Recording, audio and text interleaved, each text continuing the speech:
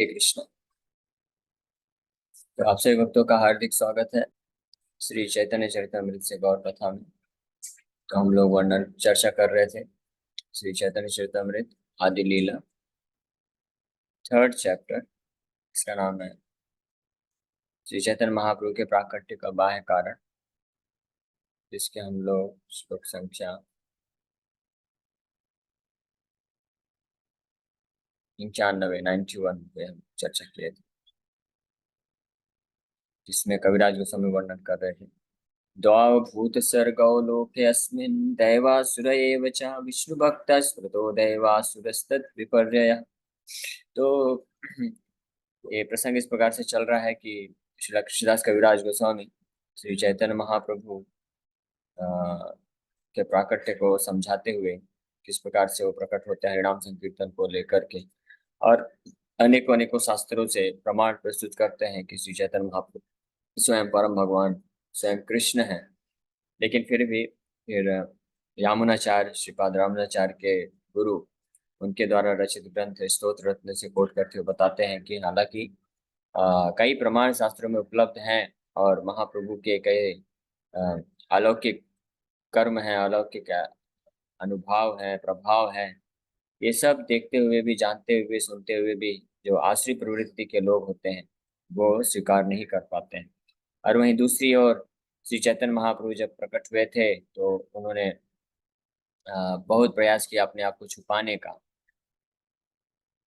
लुकायते नारे कृष्ण भक्त जन स्थान है, लेकिन वो अपने आप को लुका नहीं पाए, छुपा नहीं पाए। भक्त के स्थान पे भक्त जो होते हैं वो भगवान के लक्षणों को, स्वरूप को, उनके दिव्य गुणों को देख करके समझ ही जाते हैं कि ये स्वयं भगवान है। तो श्री चैतन्य महाप्रभु किस प्रकार से परम भगवान है, इसका वर्णन शास्त्रों में भी प्राप्त होता है और साथ ही साथ में उनकी दिव्य लीलाएं हैं। लेकिन फिर भी असुर प्रवृत्ति के लोग ये नहीं जान पाते। इसी चीज को प्रमाणित करने के लिए पद्म पुराण से ये श्लोक कोट करते हैं कविराज गोस्वामी, जिसमें असुर और देवता की डेफिनेशन का परिभाषा दिया हुआ। विष्णु भक्त स्मृतो दैव, जो विष्णु भगवान विष्णु का भक्त होता है उसको देवता बोलते हैं। आसुर स्थित विपर्य, तो आसुर के विपरीत जो है वो असुर होते हैं। द्वा भूत सर्गौ लोके अस्मिन्, भूत सर्गौ लोके अस्मिन्, दो प्रकार के वर्ग हैं इस संसार में, दैव आसुर एवं च, देवता और असुर। तो और फिर रूपा जी वर्णन, तो इसमें हमने लास्ट टाइम चर्चा किया था। अब आगे वर्णन कर रहे हैं कि भगवान श्री चैतन्य महाप्रभु आए। इस श्लोक का ही वर्णन कर रहे हैं कि कैसे प्राकट्य हुआ। तो इसके कारण के रूप में अब ये एक और अन्य विषय वस्तु यहाँ पे रखने वाले हैं।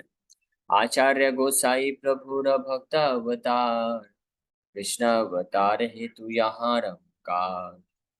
Advaita Acharya Goswami is an incarnation of the Lord as a devotee. His loud calling was the cause for Krishna's incarnation. तो अद्वैताचार्य कौन? आचार्य गोसाई प्रभुर भक्त अवतार। अद्वैताचार्य भगवान के भक्त के अवतार के रूप में आते हैं, भक्त अवतार के रूप में, as an incarnation of the lord as a devotee. भगवान के अवतार हैं भक्त के रूप में। और भगवान श्री चैतन्य महाप्रभु कौन है? भक्त रूप स्वरूपकम, भक्त रूप में आते हैं, भक्तावतारम है अद्वैताचार्य। पंचतत्वात्मकम कृष्णम भक्त रूप, वो कृष्ण स्वयं आते हैं भक्त के रूप में, भक्तावतारम।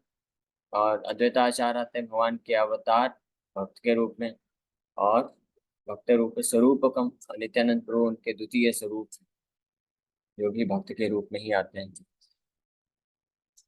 और ये अद्वैताचार्य ही है कृष्ण अवतार हेतु यहाँ रंकार, और जिन्होंने कृष्ण को प्रार्थना किया था वो हुंकार करते, हुंकार मतलब लाउड कॉल्स, गर्जना करते थे, कृष्ण को पुकारते थे कि आपको आना ही पड़ेगा, आपको आइए आइए। तो उस पुकार को सुन करके श्री चैतन्य महाप्रभु प्रकट हुए। यदि पृथ्वी ते करे न अवतार, प्रथम करे न गुरु वर्गे संचार। Whenever Sri Krishna desires to manifest his incarnation on earth, first he creates the incarnations of his respectable predecessors. जब भी भगवान कोई भी अवतार लेके आते हैं तो सबसे पहले अपने गुरु वर्ग को अवतरित करते हैं इस संसार में, जिनमें उनके माँ बाप होते हैं, उनके आचार्य, स्पिरिचुअल मास्टर, गुरु और अन्य ऐसे ऐसे रिस्पेक्टेबल आदरणीय गुरु वर्ग के जो होते हैं, वात्सल्य भाव में होते हैं, वो पहले प्रकट करते हैं। उसी प्रकार से अद्वैताचार्य पहले ही आ गए थे, कई साल पहले प्रकट हो चुके थे भगवान श्री चैतन्य महाप्रभु के प्रकट होने के पूर्व। पिता माता गुरुवादि यत मान्यगण प्रथम करे न सबार पृथ्वी ते जन्म। Thus, respectable personalities such as his father, mother, and spiritual master all take birth on earth first. इस प्रकार से पहले उनके पिता, माता, गुरु आदि यत्त मान्यगण और अन्य जितने भी स्पिरिचुअल मास्टर के पहले प्रथम करे न सवार पृथ्वी पे जन्म, तो पहले उनका जन्म करवाते हैं, अवतरण करवाते हैं। जैसे भगवान कृष्ण आए तो कृष्ण भी पहले अपने पिता माता वसुदेव देवकी यशोदानंद महाराज को प्रकट कराते हैं और अपने गुरु वर्ग प्रकट कराते हैं और अपने धाम को प्रकट कराते हैं। धाम को भी पहले ही प्रकट कराते हैं, फिर उसके पश्चात फिर भगवान अवतरित होते हैं। माधव ईश्वर पुरी सची जगन्नाथ अद्वैत आचार्य प्रकट हाइला से माधवेंद्रपुरी, ईश्वरपुरी, ये दो स्पिरिचुअल मास्टर्स की कैटेगरी में। ईश्वरपुरी तो डायरेक्ट श्री चैतन्य महाप्रभु के गुरु हैं और ईश्वरपुरी के गुरु माधवेंद्रपुरी हुए। और श्रीमती सची माता एंड श्रील जगन्नाथ मिश्रा, ये माता पिता हुए श्री चैतन्य महाप्रभु के। All appeared with Shri Advaitacharya, ये सब के सब अद्वैताचार्य के साथ साथ सब प्रकट हुए, यानी श्री चैतन्य महाप्रभु के प्रकट होने के पूर्व भी ये सब आ जाते हैं, प्रकट हो जाते हैं और पूरा अरेंजमेंट करते हैं। उस ऐसी परिस्थिति बने ताकि भगवान स्वयं भगवान वहां पर प्रकट हो सके, फिर वो लीलाएं कर सके। तो माधवेंद्रपुरी को सबसे पहला जो है वैष्णव, बड़ी वैष्णव के रूप में माना जाता है, जिन्होंने राधा कृष्ण का भक्ति प्रदान किया। माधवेंद्रपुरी ब्रह्म मध्वा गौड़ी संप्रदाय में दीक्षा तो प्राप्त करते हैं, लेकिन जो ब्रह्म मध्वा संप्रदाय चल रहा था तो उसमें भगवान कृष्ण का वैसा जो पूजा है ब्रज भाव में वो नहीं हो रहा था। भगवान कृष्ण का पूजा ब्रह्म मध्व संप्रदाय में भी ईश्वर भाव में किया जा रहा। आज भी टेम्पल है, उडुपी कृष्ण है, वहाँ पे श्रीमती राधा रानी नहीं, वो मध्व संप्रदाय में ही आता है, मध्वाचार्य के द्वारा ही स्थापित वो मंदिर। वहाँ पे आप देखेंगे उडुपी कृष्ण, कृष्ण अकेले वहाँ पे है, पूजा प्राप्त कर रहे हैं। लेकिन फर्स्ट टाइम माधवेंद्रपुरी ही हुए जिन्होंने ब्रज की भक्ति और विशेष रूप से गोपियों का जो शुद्ध प्रेम है, भाव है, वो प्रदान किया। और राधा कृष्ण का फिर उसके पश्चात युगल रूप में सेवा और पूजा चालू हुआ। तो माधवेंद्रपुरी, उनके शिष्य हुए ईश्वरपुरी। माधवेंद्रपुरी वो महान वैष्णव हुए, शुद्ध वैष्णव भगवान के, जिनके पुत्र, जिनके शिष्य के रूप में ईश्वरपुरी भी उनके शिष्य हुए, अद्वैताचार्य खुद उनके शिष्य हुए और यहाँ तक कि नित्यानंद प्रभु भी उनके शिष्य हुए। तो ये तीनों ग्रेट स्टॉलवर्ड डिवोटीज, भक्त, शुद्ध भक्त ईश्वरपुरी और अद्वैताचार्य और नित्यानंद प्रभु तो स्वयं भगवान के ही अवतार हैं। अद्वैताचार्य महाविष्णु के अवतार हैं और नित्यानंद प्रभु स्वयं बलराम बलराम जी हैं। तो वो ये तीनों माधवेंद्रपुरी के शिष्य बनते हैं। माधवेंद्रपुरी की भक्ति की महिमा आगे आने वाले अध्यायों में श्री चैतन्य महाप्रभु में मुझसे स्वयं करने वाले हैं। Whenever the Supreme Personality of Godhead descends in his human form, he sends ahead all his devotees who act as his father, teacher, and associates in many roles. Such personalities appeared before the descent of the Supreme Personality of Godhead. Before the appearance of Lord Sri Krishna Chaitanya Mahaprabhu, there appeared his devotees like Sri Madhavendra Puri, his spiritual master, Sri Ishwar Puri, his mother Srimati Sachi Devi, his father Sri Jagannath Mishra, and Sri Advaita Acharya. All these great devotees, intimate associates, भगवान के नित्य पार्षद और साथ ही साथ में भगवान के अवतार खुद प्रकट हो जाते हैं स्वयं भगवान कृष्ण के प्राकट्य के पूर्व। तो माधवेंद्रपुरी ईश्वरपुरी सची माता शिला जगन्नाथ कृष्ण इस प्रकार से प्रकट हो जाते। प्रकटिया देखे आचार्य सकल संसार, कृष्ण भक्ति गंधहीन विषय विषय व्यवहार। प्रकटिया देखे आचार्य सकल संसार, अद्वैत आचार्य having appeared, he found the whole world, he found the world devoid of devotional service to Sri Krishna, because people were engrossed in material affairs. तो जब अद्वैत आचार्य प्रकट हुए, उन्होंने देखा कि सकल संसार, पूरा जो जगत, पूरा जो संसार है, वो कृष्ण भक्ति गंधहीन है। कृष्ण भक्ति तो दूर की बात है, कृष्ण भक्ति का गंध भी नहीं है किसी के पास। सब विषय व्यवहार, सब लोग विषय वस्तु, भोग वस्तु एकत्रित करने में लगे हुए हैं। यहाँ तक कि जो धर्म का पालन करते थे, और कई तो भगवान कृष्ण का भी पूजा करते थे, लेकिन शुद्ध भक्ति नहीं करते थे। वो कृष्ण के साथ भी धंधा ही करते थे। कुछ लोग देवी देवताओं के साथ धंधा करते थे, कुछ लोग कृष्ण के साथ भी धंधा करते थे। धंधा मतलब कि वो तथाकथित ऐसी सेवा पूजा या भक्ति करते थे जिसके बदले में वो कुछ प्राप्त करना चाहते। शुद्ध प्रेम नहीं था। ब्रज का जो शुद्ध प्रेम है ब्रजवासियों के हृदय में, वैसा प्रेम की नहीं थी। वहां सब प्रेम प्राप्त नहीं किए अद्वैताचार्य ने। इस प्रकार से अद्वैताचार्य क्रोधित भी होते, प्रयास करते हैं पहले, अपनी खुद की पाठशाला खोल करके शिक्षा देना चाहते हैं लोगों को, लेकिन लोग इतना ज्यादा विषय वस्तु के प्रति इतना ज्यादा आसक्त रहते हैं कि अद्वैताचार्य की जो शुद्ध भक्ति की पाठशाला है उसमें कोई एडमिशन ही नहीं लेता। कुछ गिने चुने लोग ही आते वहां पे पढ़ने के लिए। और जो बाकी पाठशालाएं थी जहाँ पे कैसे ज्यादा से ज्यादा धन संपत्ति भोग ऐश्वर्य एकत्रित करना है, इंद्र तृप्ति करना है कैसे, तो वो उसको पाठशालाएं भरी पड़ी रहती। जैसे हम देख सकते हैं आज भी समाज में ऐसी स्थिति है कि एक छोटे से छोटे शहर में भी हजारों की संख्या में स्कूल होते हैं और सैकड़ों सैकड़ों कॉलेज होते हैं। यहाँ पे क्या पढ़ाया जाता है?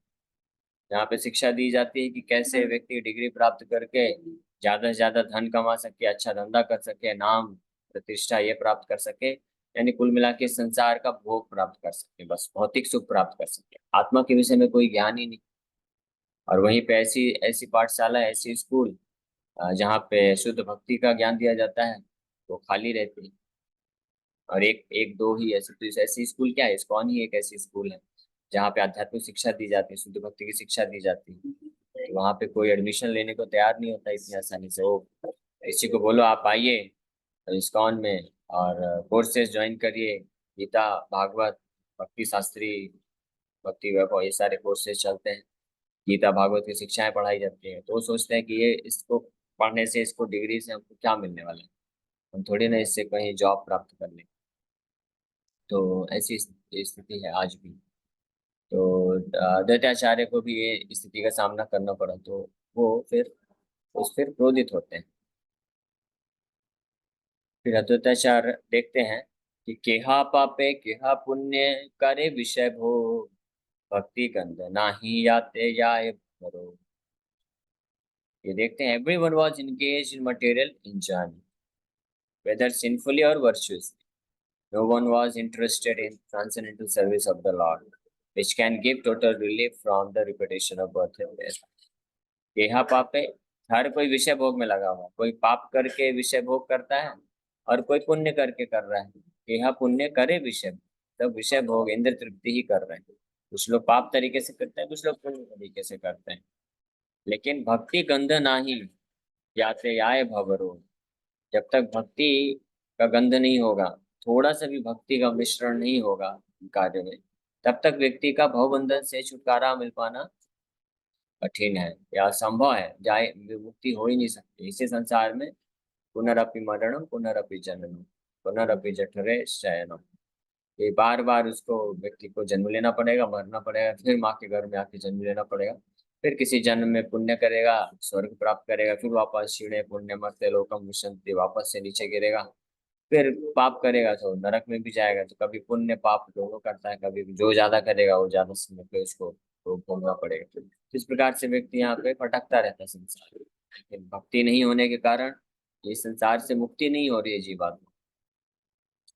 तो इस प्रकार से भोग, विषय भोग में ही लोग लगे हुए हैं पुण्य तरीके से मतलब धार्मिक तरीके से धर्म करते हैं, मानते हैं, पूजा पाठ करते हैं, व्रत करते हैं और आरती करते हैं, ये सब करके और प्रॉपर तरीके से उचित in a licensed way, licensed sense gratification, certified sense gratification बोल सकते हैं। सर्टिफाइड विषय भोग करते हैं कुछ लोग, और कुछ लोग जो है वो पाप तरीके से करते हैं, कोई नियम कानून शास्त्र के नहीं मानते, अपने मनमाने ढंग से जैसा मन किया वैसे पाप करके वो करना चाहते हैं। तो ये दोनों ही स्थिति में व्यक्ति संसार में फंसा रहता है। हालांकि जो पुण्य तरीके से करता है तो पुण्यवान होता है, तो वो धीरे धीरे सतोगुण में पहुंचता है। लेकिन भोग विषय वस्तु भोग विषय के प्रति जब तक ये भोग की इच्छा खत्म नहीं होती, तब तक वो पूरा चांसेस रहता है कि वो कभी भी जो है पाप में लिप्त हो सकता है। तो अद्वैत आचार्य saw the entire world to be engaged in activities of material piety and impiety, without a trace of devotional service or Krishna consciousness anywhere. The fact is that in this material world, there is no scarcity of anything except Krishna consciousness. Material necessities are supplied by the mercy of the Supreme Lord. We sometimes feel scarcity because of our mismanagement. But the real problem is that people are out of touch with Krishna consciousness. Everyone is engaged in material sense gratification, but people have no plan for making an ultimate solution to their real problems, namely birth, disease, old age, and death. These four material miseries are called bhavarog, or material diseases. They can be cured only by Krishna consciousness. Therefore, Krishna consciousness is the greatest benediction for human society. तो अद्वैताचार्य देख हर जगह व्यक्ति practically 99.9999% of the populace are engaged in sense gratification business. 99.99.999% जो लोग हैं वो केवल और केवल इंद्र तृप्ति में लगे हुए हैं। कुछ लोग पुण्य के तरीके से, कुछ लोग पाप के तरीके से। किसी को कोई भी भगवान की शुद्ध सेवा में लगने का प्रयास नहीं करता। लेकिन जब तक व्यक्ति भगवान के इस कृष्ण कॉन्शियसनेस यानी कृष्ण भावना भावित होकर के कृष्ण के प्रति प्रेम विकसित करके निस्वार्थ भाव में भक्ति और सेवा करना नहीं प्रारंभ करेगा, तब तक इस भौतिक जगत से उसको मुक्ति नहीं मिल सकती है। तो इस प्रकार से अद्वैताचार्य देख रहे हैं, ऑब्जर्व कर रहे हैं, और फिर वो इस प्रकार से करुणा से भर जाते हैं। लोक गति देखी आचार्य करुण हृदय, विचार करे न लोकेर कैसे हित है। तो इस प्रकार से लोगों की गति देख करके अद्वैताचार्य के हृदय में करुणा भर जाता है और विचार करने लगते हैं कि इनका कैसे उद्धार होगा। Seeing the activities of the world, the Acharya felt compassion and began to ponder how he could act for the people's benefit. So this is the business of Supreme Lord. Advaitacharya भी कौन है? भगवान ही, भगवान महाविष्णु के अवतार हैं। तो इस समस्त जीवात्माएं जो हैं कौन? उनके अंश हैं, उनके ही बच्चे हैं। तो अपने बच्चों को इस प्रकार से विषय भोग के प्रति इतना ललायित होकर के देख करके और देख रहे हैं कि कैसे ये जन्म मृत्यु जरा व्याधि में बार बार waves of this birth and death, जन्म मृत्यु के जो तरंगे हैं उसमें बार बार उफान खा रहे हैं, लपेड़े खा रहे हैं जीवात्मा। उनको तरस आता है। जैसे मान लीजिए छोटा सा बच्चा है, वो समुद्र के किनारे माँ बाप के साथ चल रहा था, लेकिन जबरदस्ती अपने पिता का हाथ छोड़ करके भाग गया समुद्र में कि जाते थोड़ा सा एंजॉयमेंट करके आते हैं। पिताजी रोक रहे थे, मत जाओ मत जाओ, लेकिन फिर भी घुसता जा रहा है। पीछे से पिताजी चिल्ला रहे हैं, अरे क्यों भाग रहे हो, तो ये तरंगे आएंगी तुमको गिरा देंगी, लपेटे मारेंगी, तुम हमेशा कष्ट, फिर कष्ट तुमको महसूस होगा। लेकिन सुन नहीं रहा है। फिर कुछ ही देर में एक फड़ाक से एक वेव आती, तरंगे आती है और उसको एक थप्पड़ मार के नीचे गिरा देती। फिर जैसे ही वो थोड़ा संभलने की कोशिश करता है, फिर दूसरा वेव, दूसरी तरंग आती है, फिर उसको गिरा देती है। तीसरी, चौथी, तो कभी आगे कभी पीछे ऐसे ले लेके वेव्स उसको जाती रहती है। तो ऐसी स्थिति देख करके पिताजी उसको आते हैं बचा के ले जाने के लिए, लेकिन हाथ जो है वो झटका मार देता है और ज्यादा करने पे हाथ काटने लगता है, नहीं मुझे इधर ही रहना है, ऐसे ही। तो पिताजी सोचते हैं, उनको बहुत करुणा आती है कि बच्चा कैसा है, इतना कष्ट झेल रहा है, बार बार गिर रहा है, लफेड़े खा रहा है, मुंह में नाक में हर जगह बालू घुस रहा है और रो रहा है, लेकिन फिर भी इसको छोड़ के जाना नहीं चाहता है। तो वैसे अद्वैताचार्य देख रहे हैं, परम पिता होने के नाते वो देख रहे हैं कि कैसे इस संसार में हर जीवात्मा बार बार ये जन्म मृत्यु के जो वेव है इसमें लफेड़े खा रहा है, बार बार जन्म ले रहा है, फिर उसका मृत्यु हो जाता है। और ये जन्म मृत्यु के बीच में भी क्या हो रहा है, वो सांस भी नहीं ले पा रहा है, ऐसी स्थिति हो रही है। जैसे बच्चा जब वेव्स उसको लफेड़े मारती है तो वेव्स के अंदर घुस जाता है, तो सांस भी लेने में तकलीफ है, ऐसे ऐसे करता है और रो रहा है, लेकिन फिर भी बाहर आने को पसंद नहीं करता है। तो ऐसे जन्म लिया, एक एक तरंग आई और जन्म, और फिर दूसरी तरंग मृत्यु के बीच में व्यक्ति इतना मेहनत करता है, इतना संघर्ष करता है इंद्रिय विषय भोग करने के लिए कि सांस लेने की भी जगह नहीं है, खाने का भी टाइम नहीं है, इधर से उधर भागता रहता है, भागता रहता है। और बीच बीच में इतनी बीमारियां, क्लेश, कष्ट, अटैक्स, ये सब होता रहता है, फिर भी सुधरना नहीं चाहता, फिर भी जो है भगवान की शुद्ध भक्ति नहीं लगाना चाहता है। तो इस सब स्थिति देख करके, इस प्रकार के लोगों की गति देखी आचार्य करुणा हृदय हो गया उनका, और विचार करने लगे कि लोकेरा कैसे हित हो, इन लोगों का हित कैसे होगा। तो इस प्रकार से विचार करके ही आपन श्री कृष्ण यदि करे न अवतार, आपने आचार्य भक्ति करे न प्रचार, तो दत्ताचार्य इस प्रकार से विचार करने लगे कि भगवान कृष्ण को ही आना पड़ेगा और अपने द्वारा ही आचरण करके खुद इन संसार के लोगों के जैसा बन के उनको भक्ति करके सिखाना पड़ेगा, तब कुछ हो सकता है, अन्यथा ये टीचर बन के तो काम नहीं चलेगा। कृष्ण जो है टीचर बने थे पहले, महाभारत के युद्ध के टाइम पे तो भगवान ने शिक्षा दिया था गीता का, लेकिन लोग इतने, कलयुग के लोग इतने मंद बुद्धि हैं कि समझ ही नहीं पाए, भगवद गीता भगवान पढ़ा के सब चले गए, उसको पालन करना तो दूर की बात है, उसको समझ ही नहीं पाए। इसलिए अब अद्वैताचार्य विचार कर रहे हैं कि कृष्ण को अब खुद आना पड़ेगा, और इस बार उनको कृष्ण के रूप में नहीं आना चाहिए, अब उनको भक्त बन के आना चाहिए और प्रैक्टिकली सिखाना पड़ेगा कि कैसे भक्ति करके संसार भव सागर से छुटकारा प्राप्त हो सकते हैं। इस प्रकार से अद्वैताचार्य यहाँ पे विचार कर रहे हैं। हम लोग यहीं पे विराम करते हैं, समय हो गए, और इस श्लोक के तात्पर्य को कल हम लोग और थोड़ा चर्चा करें। Hare Krishna, thank you very much.